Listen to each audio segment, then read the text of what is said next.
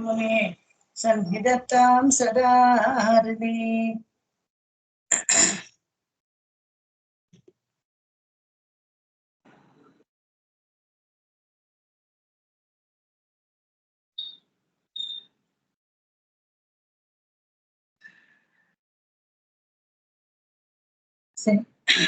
लक्ष्मी चरणराजीव लाक्षालक्षित वक्षसे विश्वसर्गादिलीलाया वेंकटब्रह्मणे नमः।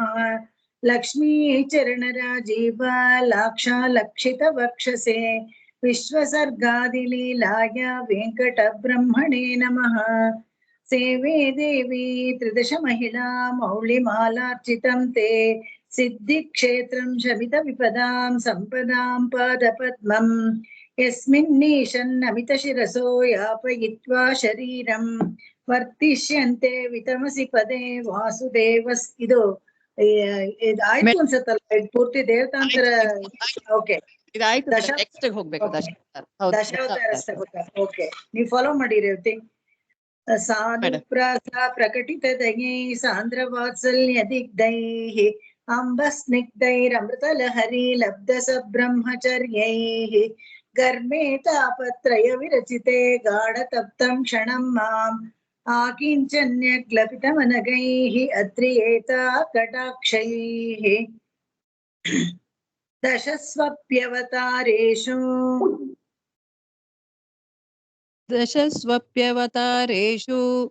देवो यद्रूपसंप्लवात्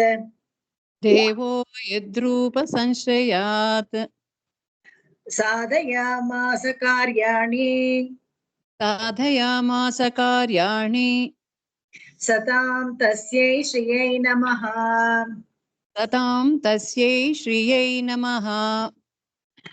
दशस्वप्यवतारेषु देवो यद्रूपसंप्लवात् साधयामास कार्याणि सतां तस्यै श्रियै नमः।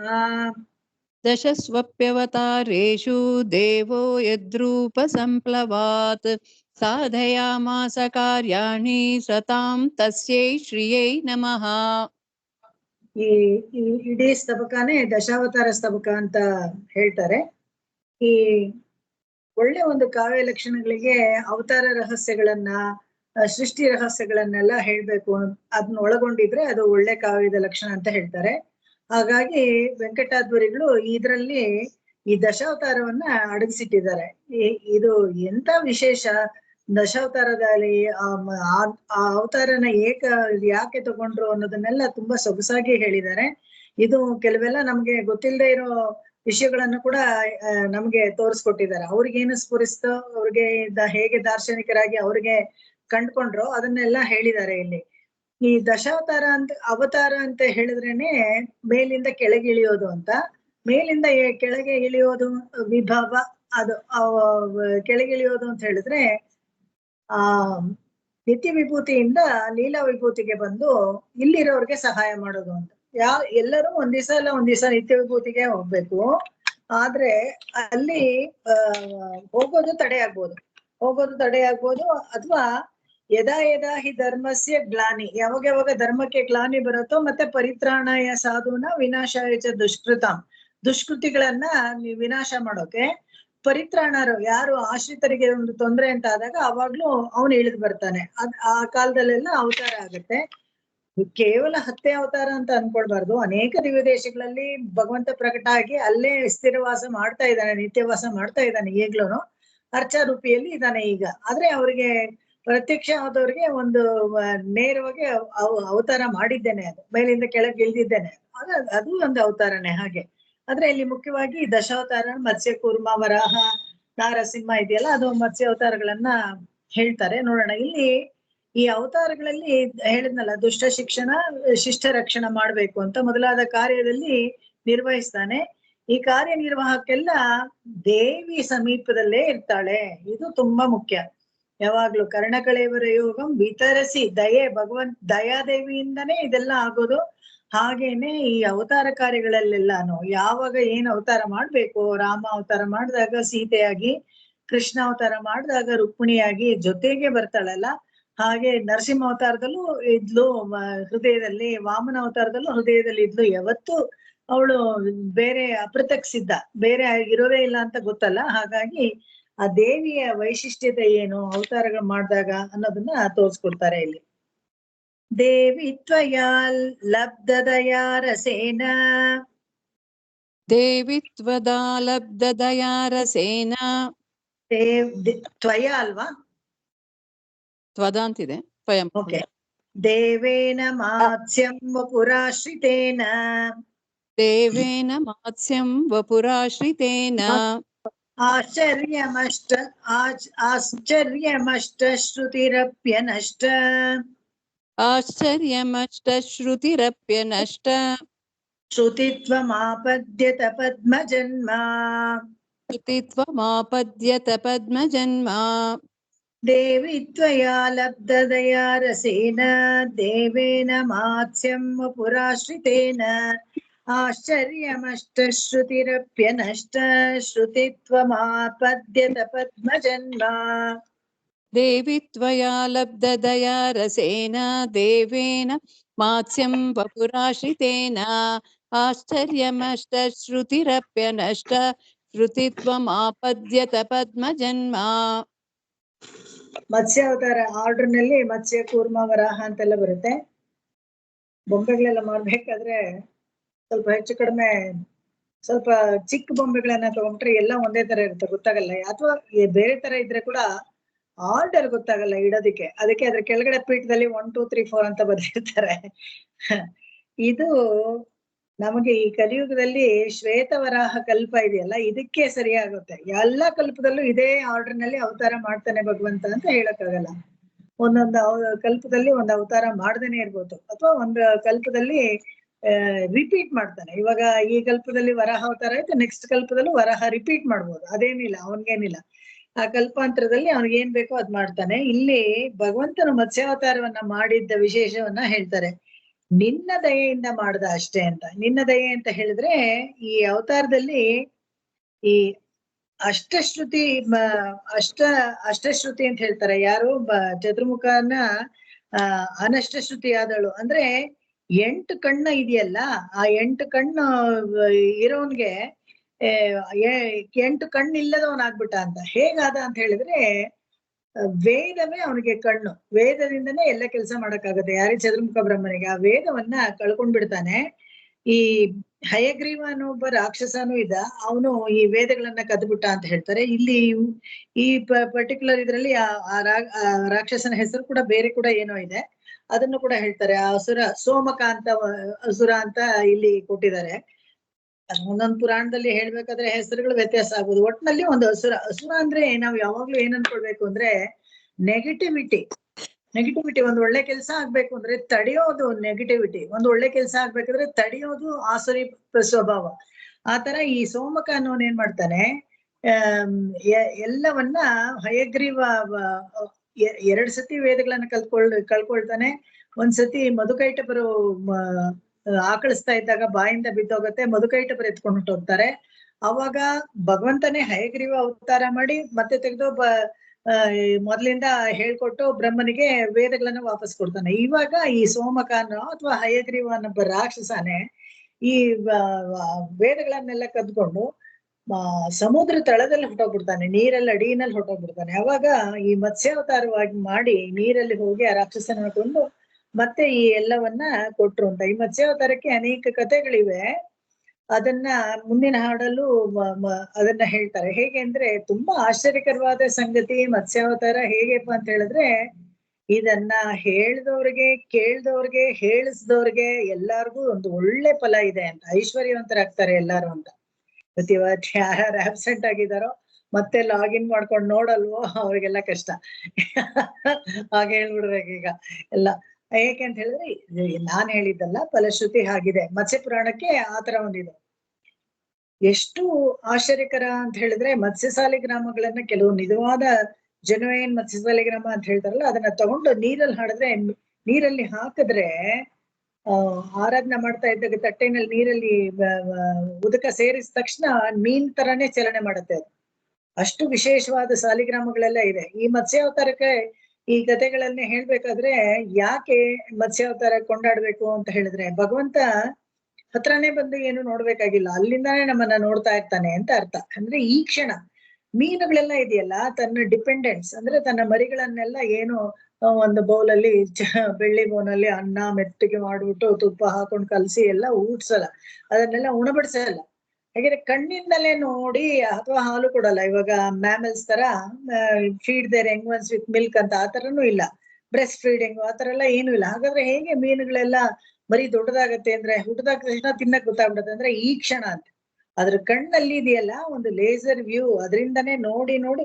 ಅದಕ್ಕೆ ಸುತ್ತಲೂ ಮೀನ್ ಸುತ್ತಲೂ ಒಂದು ಸ್ಕೂಲ್ ಆಫ್ ಫಿಶಸ್ ಅಂತ ಹೇಳ್ತಾರಲ್ಲ, ಸಣ್ಣ ಸಣ್ಣ ಮರಿಗಳೆಲ್ಲ ಸುತ್ತಲೂ ಹೀಗೆ ಓಡಾಡ್ತಾ ಇರುತ್ತೆ. ಯಾಕೆಂದ್ರೆ ಆ ಅಮ್ಮ ಮೀನು ಯಾವಾಗ್ಲೂ ಹಿಂಗೆ ಕಣ್ಣಲ್ಲಿ ಹಿಂಗೆ ಹಿಂಗೆ ನೋಡ್ತಾ ಇರುತ್ತೆ, ಅದ್ರಲ್ಲೇ ಆ ಮೀನುಗಳು ಬೆಳೆಯುತ್ತೆ. ಆ ಈ ಕ್ಷಣ ತುಂಬಾ ಮುಖ್ಯ. ಅದೇ ತರ ಭಗವಂತನನು ನಮ್ಮನ್ನ, ಅವನು ಮೀನಲೋಚನನೇ, ಅವನು ತಾವರೆ ಕಣ್ಣುಳ್ಳನೆ, ಅವನು ಪುಂಡರೀಕಾಕ್ಷ. ಅವನ ಪುಂಡರೀಕಾಕ್ಷದಿಂದ ನಮ್ಮನ್ನ ನೋಡ್ಬೇಕು. ಅವನ ಈ ಕ್ಷಣ ಮಾಡಿದ್ರೆ ನಾವೆಲ್ಲಾನು ಉದ್ಧಾರ ಆಗ್ತೀವಿ ಅಂತ ಹೇಳ್ತೇವೆ. ಇದನ್ನ ಈ ಮತ್ಸ್ಯಾವತಾರದ ಕತೆ ಅಂತ ಹೇಳಿದ್ನಲ್ಲ, ಆ ಕತೆ ಕೇಳಿದವ್ರಿಗೆ ಫಲ ಅಂತ, ಅದ್ರ ಕತೆ ಪೂರ್ತಿ ಹೇಳ್ಬಿಡ್ತೀನಿ. ಹೇಗೆ ಅಂದ್ರೆ, ಸತ್ಯವಿತ ಅಂತ ಒಬ್ಬ ರಾಜ ಇದ್ದ. ಹೇಳಿದೀನಿ ಹಲವಾರು ಸತಿ, ಮತ್ಸ್ಯಾವತಾರ ಕತೆ ಎಲ್ಲರಿಗೂ ಗೊತ್ತು ಕೂಡ. ಅವನು ಏನು ಒಂದ್ಸತಿ ಆನೆಗಳನ್ನ ಮಾಡಕ್ಕೆ ನದಿ ತೀರಕ್ಕೆ ಹೋದಾಗ, ಆಚಮನ ಮಾಡಕ್ಕೆ ಕೈಯಲ್ಲಿ ತಗೊಂಡು ಅರ್ಘ್ಯ ಕೊಡಕ್ಕೆ ನೀರ್ ತಗೊಳ್ತಾನೆ. ನೀರ್ ತಗೊಂಡಾಗ ಕೈಯಲ್ಲಿ ಒಂದು ಸಣ್ಣ ಮೀನು ಚಡ್ಪಡಿಸ್ತಾ ಇರುತ್ತೆ. ಅಯ್ಯೋ, ಈ ಮೀನ್ ಬಂದ್ಬಿಡ್ತಲ್ಲ ಆಚಮನಕ್ಕೆ ಮಾಡ್ಬೇಕಾದ್ರೆ ಅಂತ ಆ ನೀರನ್ನ ಮತ್ತೆ ನದಿಗೆ ಚೆಲ್ಬಿಟ್ಟು ಮತ್ತೆ ಇನ್ನೊಂದ್ ನೀರ್ ತಗೋತಾನೆ. ತಗೊಂಡ್ರೆ ತಿರ್ಗಾ ಆ ಮೀನ್ ತನ್ನ ಕೈನಲ್ಲೇ ಬರುತ್ತೆ. ಇದೇನು ಈ ಮೀನ್ ತಿರ್ಗಾ ನನ್ಗೆ ಕೈಗೆ ಬಂತಲ್ಲ, ನಾನೆಲ್ಲೋ ಹಾಕಿದ್ನಲ್ಲ ಅಂತ ಹೇಳ್ಬಿಟ್ಟು ಅದನ್ನು ಮತ್ತೆ ಚೆಲ್ಬಿಟ್ಟು ತಿರ್ಗಾ ತಗೊಳ್ತಾನೆ. ಮತ್ತೆ ಅದೇ ಮೀನ್ ಕೈಗೆ ಬರುತ್ತೆ. ಅವಾಗ ಆಶ್ಚರ್ಯ ಆಗುತ್ತೆ, ಇದೀನಿ 3 ಸತಿ ತಗೊಂಡ್ರು ಇದೇ ಮೀನ್ ಬಂತಲ್ಲ ಕೈನಲ್ಲಿ ಅಂತ ಅಂದಾಗ ಆ ಮೀನು ಮಾತಾಡಕ್ಕೆ ಶುರು ಮಾಡತ್ತಂತೆ. ಏನಪ್ಪಾ ಅಂತ ಹೇಳಿದ್ರೆ, ರಾಜ ನೋಡು, ನನಗೆ ಇಲ್ಲಿ ಇರಕ್ಕೆ ತುಂಬಾ ಹೆದರಿಕೆ. ಇಲ್ಲೆಲ್ಲ ತುಂಬಾ ದೊಡ್ಡ ದೊಡ್ಡ ಮೀನುಗಳು, ತಿಮಿಂಗ್ಲಗಳೆಲ್ಲ ಇದೆ ಆಳವಾದ ನದಿನಲ್ಲಿ. ಸಮುದ್ರದ ಹತ್ರ ಇದೆ ನದಿ, ತಿಮಿಂಗ್ಲಗಳು ಕೂಡ ಬಂದ್ಬಿಡತ್ತೆ. ನನಗೆ ಜೀವ ಉಳಿಸ್ಕೊಳ್ಬೇಕು ನಾನು, ಅದಕ್ಕೆ ನೀನ್ ನನ್ನ ಕರ್ಕೊಂಡು ಹೋಗಿ ನಿನ್ನ ಅರಮನೆಯಲ್ಲಿ ಸಾಕೊಳ್ತೀಯಾ ಅಂತ. ಅವಾಗ ಈ ಮೀನು ಮಾತಾಡತ್ತಲ್ಲ ಅಂತ ಆಶ್ಚರ್ಯ ಆಗತ್ತೆ. ಸರಿ ಇರ್ಲಿ ಅಂತ ಹೇಳ್ಬಿಟ್ಟು ಅವನು ಒಂದು ಕಮಂಡಲು ತಂದಿರ್ತಾನಲ್ಲ ಅದ್ರಲ್ಲಿ ಹಾಕೊಂಡು ಅರಮನೆಗೆ ವಾಪಸ್ ಬರ್ತಾ ಇದ್ದ. ಅರಮನೆಗೆ ಬಂದು ನೋಡ್ತಾನೆ, ಬರೋಷ್ಟ್ರಲ್ಲೇನೆ ಆ ಕಮಂಡಲು ಭರ್ತಿ ಬೆಳೆದ್ ಬಿಟ್ಟಿರ್ತಂತೆ ಆ ಮೀನು. ಆಶ್ಚರ್ಯ ಆಗತ್ತೆ, ಇದೀನ್ ಇಷ್ಟು ದೊಡ್ಡದಾಗಿ ಬೆಳೆದ್ಬಿಟ್ಟಿದೆಯಲ್ಲ ಅಂತ. ಸರಿ ಅಂತ ಒಂದು ಚಿಕ್ಕ ತೊಟ್ಟಿನಲ್ಲಿ ಅರಮನೆಯಲ್ಲಿ ಅದನ್ನ ಹಾಕ್ಬಿಟ್ಟು ಹೋಗಿ ಊಟ ಗೀಟ ಎಲ್ಲ ಮಾಡ್ಕೊಂಡು ಮಾರನೇ ದಿವಸ ಬೆಳಗ್ಗೆ ಬಂದು ನೋಡ್ತಾನೆ, ಆ ತೊಟ್ಟಿ ಭರ್ತಿ ಬೆಳೆದ್ ಬಿಟ್ಟಿರ್ತಂತೆ. ಓ, ಇದಕ್ಕೆ ಇಲ್ಲಿ ಇವಾಗ ಜಾಗ ಸಾಕಾಗಲ್ಲ ಅಂತ ಹೇಳ್ಬಿಟ್ಟು ಅರಮನೆ ಸರೋವರ ಇರುತ್ತೆ ಹಿಂದ್ಗಡೆ ಒಂದು, ಅದು ಕಮಲದ ಸರೋವರ, ಅದ್ರಲ್ಲಿ ತಗೊಂಡೋಗಿ ಹಾಕ್ತಾನೆ.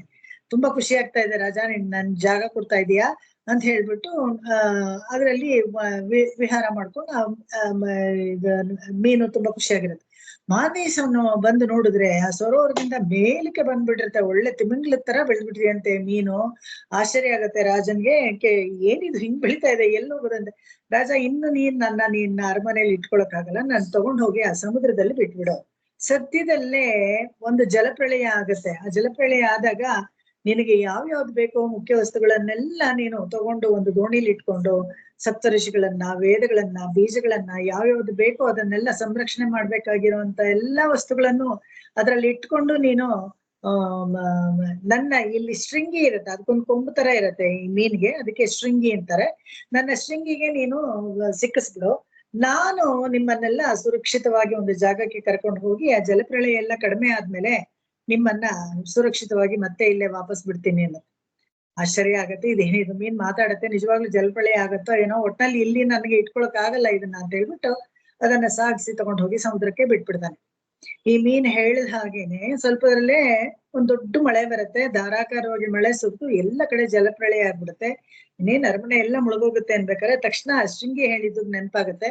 ಸರಿ, ಎಲ್ಲ ಸಪ್ತರ್ಷಿಗಳನ್ನೆಲ್ಲ ಕರ್ಕೊಂಡು ವೇದಗಳನ್ನ ಇಟ್ಕೊಂಡು 4 ವೇದಗಳನ್ನ, ತಾಳೆಗರಿಗಳನ್ನ ಎಲ್ಲ ಇಟ್ಕೊಂಡು ಯಾವ್ಯಾವ್ದು ಬೀಜಗಳನ್ನ ಸಂರಕ್ಷಣೆ ಮಾಡ್ಬೇಕು ಅದನ್ನೆಲ್ಲ ತಗೊಂಡು, ಏನೇನು ಸಂರಕ್ಷಣೆ ಮಾಡ್ಬೇಕು ಅದನ್ನೆಲ್ಲ ತಗೊಂಡು ಹೋಗಿ ಆ ಶೃಂಗಿ ಹತ್ರ ಒಂದು ದೋಣಿಲಿ ಇಟ್ಕೊಂಡು, ಸಣ್ಣದ ದೋಣಿ ಮಾಡ್ಕೊಂಡು ಆ ಶೃಂಗಿ ಹತ್ರ ಹೋಗಿ ಅದಕ್ಕೆ ಆ ಕೊಂಬಿಗೆ ಕಟ್ತಾರೆ. ಅದೇನ್ ಮಾಡತ್ತೆ, ಒಂದ್ ಸ್ವಲ್ಪ ಎತ್ತರವಾದ ಪ್ರದೇಶದಲ್ಲಿ ಹೋಗಿ ಆ ದೋಣಿನ ಅಲ್ಲಿ ನಿಲ್ಸತ್ತೆ. ಅಷ್ಟೇ ಅಲ್ದೇನೆ, ಇಷ್ಟೊಂದು ಆಳವಾಗಿ ಇಷ್ಟೊಂದು ಮಳೆ ಸುರಿತಾ ಇದೆ ಎಲ್ಲ ಇದೆಯಲ್ಲ, ಆ ಸಮುದ್ರದ ನೀರ್ ಕೂಡ ಅದರ ರೆಕ್ಕೆ ನೆಂದಿರ್ಲಿಲ್ವಂತೆ, ಪೂರ್ತಿ ನೆಂದಿರ್ಲಿಲ್ವಂತೆ ಆ ಶೃಂಗಿದು. ಅಷ್ಟು ಬೃಹದಾಕಾರವಾದ ಮೀನದು. ತುಂಬಾ ಆಶ್ಚರ್ಯ ಆಗತ್ತಂತೆ ರಾಜನಿಗೆ. ಸರಿ, ಹಾಗೆ ನೋಡ್ತಿದ್ದಂಗೆ ಜಲಪ್ರಳಯ ಎಲ್ಲ ಕಡಿಮೆ ಆಗುತ್ತೆ, ಆಮೇಲೆ ಮತ್ತೆ ಎಲ್ಲ ಬಂದು ಸೃಷ್ಟಿ ಕಾರ್ಯ ಶುರು ಆಗುತ್ತೆ. ಹೀಗೆ ಆ ಮತ್ಸ್ಯಾವತಾರದಲ್ಲಿ 2 ತರ, ಒಂದು ಈ ವೇದಗಳನ್ನ ಸಂರಕ್ಷಣೆ ಮಾಡಿ ಸೋಮಕ ರಾಕ್ಷಸನಿಂದ ಚತುರ್ಮುಖ ಬ್ರಹ್ಮನಿಗೆ ಕೊಡೋದು ಒಂದು, ಇನ್ನೊಂದು ಹೀಗೆ ಎಲ್ಲವನ್ನು ಮಹಾಪ್ರಳಯ ಕಾಲದಲ್ಲಿ ಸಂರಕ್ಷಿಸಿ ತನ್ನ ಈಕ್ಷಣೆಯಿಂದ ನೋಡ್ಕೊಂಡು ಮತ್ತೆ ಜಲಪ್ರಳಯ ಕಡಿಮೆ ಆದ್ಮೇಲೆ ಮತ್ತೆ ಎಲ್ಲ ಸೃಷ್ಟಿ ಕೆಲ್ಸಕ್ಕೆ ಉಪಯೋಗ ಆಗೋ ತರ ಮಾಡೋದು ಅಂತ ಇದನ್ನ ಈ ವೇದಗಳಲ್ಲಿ ಹೇಳುತ್ತೆ. ಮುಂದಿನ ಹಾಡಿಗೆ ಹೋಗೋಣ. ಭೂಯಿಷ್ಟಾಂತವ ದೃಷ್ಟಿರೇವ ಕಮಲೆ ಭೂತಿಂಚಿರಾತ್ ಪ್ರೋಷಿತಾಂ. ಭೂಯಿಷ್ಟಾಂ ತವ ದೃಷ್ಟಿರೇವ ಕಮಲೆ ಭೂತಿಂಚಿರಾತ್ ಪ್ರೋಷಿತಾಂ. ಭೂಯೋಪ್ಯಾನಯತಿ ಕ್ಷಣಾದಿತಿ ನೃಣಾಂ ವಕ್ತುಂ ಗೃಣವಾರಿಧಿಃ. ಭೂಯೋಪ್ಯಾನಯತಿ ಕ್ಷಣಾದಿತಿ ನೃಣಾಂ ವ್ಯಕ್ತಂ ಗೃಣಾವಾರಿಧಿಃ. ದೇವಾಸ್ತಾವಕ ದೃಷ್ಟಿರೂಪಮನಗಂ ಮೀನಾವತಾರೇ ವಹನ್. ದೇವಸ್ತಾವಕ ದೃಷ್ಟಿರೂಪಮನಘಂ ಮೀನಾವತಾರೇ ವಹನ್. ಧಾತ್ರೆ ದತ್ತ ಸತಾಂ ಶ್ರಿಯಂ ಶ್ರುತಿಮಯೀಂ ದೈತ್ಯಾಪನೀತಾಂ ಪುನಃ. ಧಾತ್ರೆ ದತ್ತ ಸತಾಂ ಶ್ರಿಯಂ ಶ್ರುತಿಮಯೀಂ ದೈತ್ಯಾಪನೀತಾಂ ಪುನಃ. ಭೂಯಿಷ್ಟಾಂತವ ದೃಷ್ಟಿರೇವ ಕಮಲೆ ಭೂತಿಂಚಿರಾತ್ ಪ್ರೋಷಿತಾಂ. ಭೂಯೋಪ್ಯಾನಯತಿ ಕ್ಷಣಾದಿತಿ ನೃಣಾಂ ವಕ್ತುಂ ಗೃಣವಾರಿಧಿಃ. ದೇವಸ್ತಾವಕ ದೃಷ್ಟಿರೂಪಮನಗಂ ಮೀನಾವತಾರೇ ವಹನ್. ಧಾತ್ರೆ ದತ್ತ ಸತಾಂ ಶ್ರಿಯಂ ಶ್ರುತಿಮಯೀಂ ದೈತ್ಯಾಪನೀತಾಂ ಪುನಃ. ಭೂಯಿಷ್ಟಾಂ ತವ ದೃಷ್ಟಿರೇವ ಕಮಲೆ ಭೂತಿಂ ಚಿರಾತ್ ಪ್ರೋಷಿತಾಂ. ಭೂಯೋಪ್ಯಾನಯತಿ ಕ್ಷಣಾದಿತಿ ನೃಣಾಂ ವ್ಯಕ್ತಂ ಗೃಣಾವಾರಿಧಿಃ. ದೇವಸ್ತಾವಕ ದೃಷ್ಟಿರೂಪಮನಘಂ ಮೀನಾವತಾರೇ ವಹನ್. ಧಾತ್ರೆ ದತ್ತ ಸತಾಂ ಶ್ರಿಯಂ ಶ್ರುತಿಮಯೀಂ ದೈತ್ಯಾಪನೀತಾಂ ಪುನಃ. ಈ ಕೇವಲ ಅಮ್ಮನವರ ದೃಷ್ಟಿಯಿಂದಾನೇ ದಾರಿದ್ರ್ಯವೆಲ್ಲ ನೀಗಿ ಐಶ್ವರ್ಯವಂತವಾಗೋದನ್ನ ನಾವು ನೋಡಿದೀವಿ. ಹೇಗೆ ಅಂದ್ರೆ ಎಲ್ಲ ಐಶ್ವರ್ಯವನ್ನು ಕಳ್ಕೊಂಡ ಇಂದ್ರನಿಗೆ ಸಮುದ್ರ ಮಥನ ಸಮಯದಲ್ಲಿ ಲಕ್ಷ್ಮೀ ಕಟಾಕ್ಷದಿಂದ ಎಲ್ಲ ಸರ್ವಂ ಸಂಪದ, ಎಲ್ಲ ಸಂಪದವು ವಾಪಸ್ ಸಿಕ್ತು ಅವನಿಗೆ. ಯಸ್ಯಾಂ ದಿಶಿ ವಿಹರತೆ ಆಲೋಕ್ಯತ್ವಂ ಅಮೃತ ಸಹಜೆ ವಿಷ್ಣು ವಕ್ಷಸ್ಥಲಸ್ಥ ಶಾಪಾಕ್ರಾಂತ ಶರಣಮಗಮನ್ ಸರ್ವ ರೋಗ ಭವೆ. ಅದ್ರಲ್ಲಿ ಶಾಪಾಕ್ರಾಂತನಾದ ಇಂದ್ರನಿಗೆ ಎಲ್ಲವನ್ನ ಕಳ್ಕೊಂಡಿರ್ತಾನೆ. ಅವಾಗ ಲಕ್ಷ್ಮಿ ಅವತಾರ ಆದ ನಂತರವೇ ಎಲ್ಲ ಸರ್ವಾಕಾರ ಸ್ಥಿರ ಸಮುದಾಯಂ ಸಂಪದಂ ನಿರ್ವಿಶಂತಿ. ಎಲ್ಲ ಪ್ರಕಾರವಾದ ಏನೇನ್ ಕಳ್ಕೊಂಡಿದ್ನೋ ಅದೆಲ್ಲವನು ಮತ್ತೆ ಅವನಿಗೆ ಸಿಗತ್ತೆ. ಆ ತರ ಅದಕ್ಕೋಸ್ಕರ ಈ ಮೀನಾವತಾರದಲ್ಲಿ ಏನ್ ಮಾಡ್ತಾನೆ, ನಿನ್ನ ದಯೆ ಅನ್ನೋ ದೃಷ್ಟಿಯನ್ನ ತನ್ನ ಕಣ್ಣಲ್ಲಿ ಇಟ್ಕೊಂಡಂತೆ. ತನ್ನ ಕಣ್ಣಲ್ಲಿ ಈ ತರ ಅವಳು ನೋಡಿದ್ರೆ ಆ ನೋಟದಲ್ಲೇ ಎಲ್ಲ ಆಗತ್ತೆ ಅಂತ. ವೇದ ಸಂಪತ್ತು ಅಂತ ಹೇಳಿದ್ರೆ ಋಗ್ ಯಜು ಸಾಮ ಇವೆಲ್ಲಾನೇ ಸಂಪತ್ತು. ಬ್ರಹ್ಮನಿಗೆ ಹಿಂತಿರುಗಿಸಿ ಈ ಸಂಪತ್ತನ್ನ ಚತುರ್ಮುಖ ಬ್ರಹ್ಮನಿಗೆ ವಾಪಸ್ ಕೊಡ್ತಾನೆ. ಆ ಲಕ್ಷ್ಮೀ ಕಟಾಕ್ಷದಿಂದ ಸಂಪದ ಬರುತ್ತೆ. ಅಂದ್ರೆ ಏನ್ ಸಂಪದ ಅಂದ್ರೆ ಆರೋಗ್ಯನೂ ಒಂದು ಸಂಪದ, ಐಶ್ವರ್ಯನೂ ಒಂದು ಸಂಪದ, ಮತ್ತೆ ಜ್ಞಾನನೂ ಒಂದು ಸಂಪದ. ಎಲ್ಲಾನು ಅಷ್ಟೇನೆ. ಬಂಧು ಬಳಗರು ಹೆಚ್ಚಿಗೆ ಸ್ನೇಹಿತರಿರೋದು ಎಲ್ಲಾನೇ ಒಂದು ಸಂಪತ್ತು. ಸಂಪತ್ತು ಅಂದ ಕೂಡಲೇ ಬರೀ ದುಡ್ಡು ಕಾಸು ಬ್ಯಾಂಕ್ ಬ್ಯಾಲೆನ್ಸ್ ಅಂತ ಅನ್ಕೊಳ್ಬಾರ್ದು ನಾವು. ಎಲ್ಲಾನೇ ಒಂದು ಸಂಪದನೆ. ಒಳ್ಳೆ ಒಡನಾಟ, ಒಳ್ಳೆ ಸ್ನೇಹಿತರು, ಒಳ್ಳೆ ಪುಸ್ತಕಗಳು, ಇವೆಲ್ಲಾನೇ ಸಂಪತ್ತುನೆ. ಆತರ ಇರ್ಬೇಕಾದ್ರೆ ಈ ಲಕ್ಷ್ಮೀ ದೃಷ್ಟಿ ರೂಪವಾದ ಮೀನಾಕಾರವನ್ನ ಪಡ್ಕೊಂಡು ಈ ಶ್ರೀಹರಿ ಎಲ್ಲರನ್ನ ಕಾಪಾಡೋದಿಕ್ಕೋಸ್ಕರ ಎಲ್ಲರ ಸಂಪತ್ತನ್ನ ಅವರಿಗೆ ಮತ್ತೆ ತಿರುಗಿಸ್ಕೊಡ್ಲಿಕ್ಕೆ ಮತ್ತೆ ಐಶ್ವರ್ಯವಂತರನ್ನಾಗಿ ಮಾಡೋದಿಕ್ಕೋಸ್ಕರ ನೋಟವನ್ನ ಬೀರಿ ಎಲ್ಲವನ್ನ ಸಾಧಿಸ್ಕೋಬಹುದು ಅಂತ ತೋರಿಸ್ತಾನೆ. ಮುಂದಿನ ಹಾಡು. ಸಾಹಿ ಶ್ರೀರಮೃತ ಸತಾಮಿತಿ ನನು. ಸಾಹಿ ಶ್ರೀರಮೃತ ಸತಾಮಿತಿ ನನು. त्वन्नामधेयाश्रयात् त्वन्नामधेयाश्रयात् दास्यं भजति श्रुति स्वयमिति पद्दास्यं भजति श्रुति स्वयमिति प्राप्तादरः श्रीधरः प्राप्ताधरश्रीधरः त्वामज्ञां पुनरुद्धरन् जलनिधौ तामग्नां पुनरुद्धरन् जलनिधौ तापार्णवादुद्धरेत् अपार्णवादुद्धरेत् त्वद्दास्यैकदनान् जनानिति रवे धैर्यं चरीकर्तिनः तद्दास्यैकधनां जनानिति रमे धैर्यं चरीकर्तिनः साहश्रीरमृता सतामिति ननु त्वन्नामधेयाश्रयात् त्वद्दास्यं भजति श्रुति स्वयमिति प्राप्ताधरः श्रीधरः त्वामग्ना पुनरुद्धरन् जलनिधौ तापार्णवादुद्धरेत् त्वद्दास्यैकदनान् जनानिति रमे धैर्यं चरीकर्तिनः आह श्रीरमृता सतामिति ननु त्वन्नामधेयाश्रयात् त्वद्दास्यं भजति श्रुति स्वयमिति प्राप्ताधरः श्रीधरः त्वमग्नां पुनरुद्धरन् जलनिधौ तापार्णवादुद्धरेत् त्वद्दासैकधनां जनानिति रमे धैर्यं चरीकर्तिनः ಸಾಹಶ್ರೀರಮೃತಾಂ ಸತಾಂ ಅನ್ನೋದು ಒಂದು ವೇದವಾಕ್ಯ.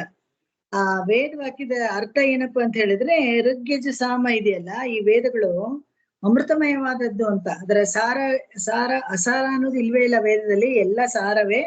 ಆ ಸಾರತಮವಾದದ್ದು ಆ ಋಗ್ಯಜ ಸಾಮ ರೂಪವಾಗಿ ಬಂದು ವೇದಗಳಲ್ಲಿ ಅಮೃತವಾಗಿ ನಿತ್ಯವಾಗಿ ಅದರಲ್ಲಿ ಇದೆ ಅಂತ. ಯಾವಾಗ್ಲೂ ಇರುತ್ತೆ ಆ ವೇದಗಳಲ್ಲಿ.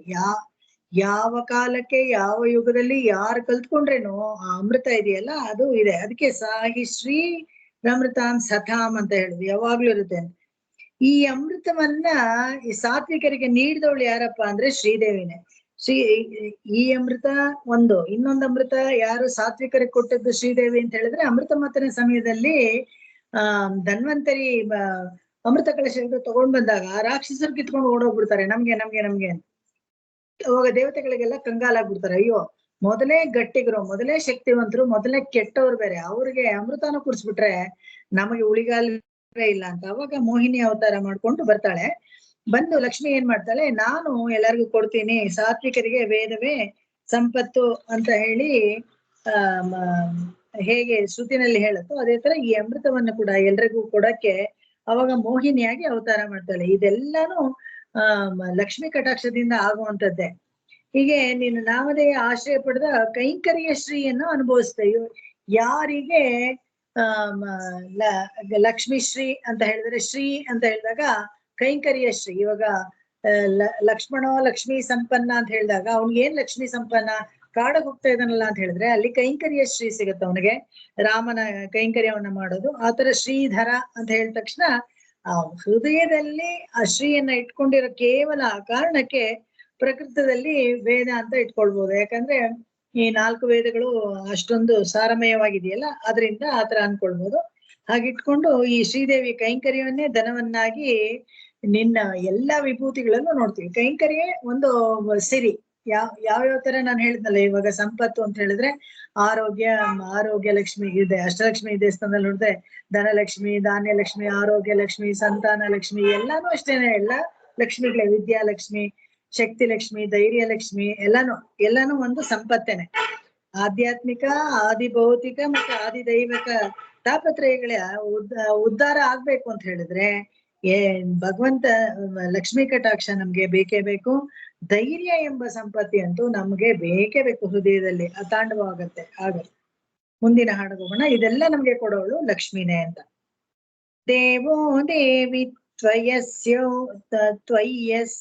ತ್ವಯ್ಯಸ್ಯೋ ದಾನವಾನಾಂ ದೇವೋ ದೇವಿ ತ್ವಯ್ಯಸೌ ದಾನವಾನಾಂ ಹಂತ ಹಂತ ಮಂದರಾಗಂಧದೇಯಃ ಹಂತ ಹಂತ ಮಂದರಾಗಂ ದಧೇಯಃ ಧರ್ಮಂ ಕೌರ್ಮಂ ಧಾರಯನ್ ತ್ವತ್ಸಹಾಯೋ ಧರ್ಮಂ ಕೌರ್ಮಂ ಧಾರಯತ್ಸ್ವತ್ಸಹಾಯೋ ಮಾತಃ ಸೋಯಂ ಮಂದರಾಗಂ ದದಾರ ಮಾತಃ ಸೋಯಂ ಮಂದರಾಗಂ ದಧಾತಿ. ದದಾತಿ ಓಕೆ. ದೇವೋ ದೇವಿ ತ್ವಯ್ಯಸೌ ದಾನವಾನಾಂ ಹಂತ ಹಂತ ಮಂದರಾಗಂ ದದೇಯಃ ಧರ್ಮಂ ಕೌರ್ಮಂ ಧಾರಯನ್ ತ್ವತ್ಸಹಾಯೋ ಮಾತಃ ಸೋಯಂ ಮಂದರಾಗಂ ದದಾರ. ದೇವೋ ದೇವಿ ತ್ವಯ್ಯಸೌ ದಾನವಾನಾಂ ಹಂತ ಹಂತ ಮಂದರಾಗಂ ದಧೇಯಃ ಧರ್ಮಂ ಕೌರ್ಮಂ ಧಾರಯತ್ಸ್ವತ್ಸಹಾಯೋ ಮಾತಃ ಸೋಯಂ ಮಂದರಾಗಂ ದಧಾತಿ. ಇಲ್ಲಿ ದಾನವರ ಶತ್ರುಗಳನ್ನ ನಿರಸನ ಮಾಡೋಕೋಸ್ಕರ ಏನ್ ಮಾಡ್ಬೇಕು, ಅಮೃತ ಕಲಶವನ್ನ ತೆಗಿಬೇಕು. ಅವಾಗ ದೇವೋದಿ ತ್ವಯ್ಯಸಂ ದಾನವನ್ನ, ನಿನ್ನ ಸಹಾಯದಿಂದ ದಾನವರನ್ನ ಹೇಗೆ ಇದ್ ಮಾಡ್ಬೇಕು, ಹಂತ ಹಂತವಾಗಿ ಅಮಂದರಾಗ ಅಂತ ಹೇಳಿದ್ರೆ ಈ ಪೂರ್ವ ಶರೀರವನ್ನ ಪಡೆದವನಾಗಿ ನಿನ್ನಲ್ಲಿ ಅನುರಾಗ ಬಂದ್ಬಿಡ್ತಂತೆ. ಯಾರಿಗೆ?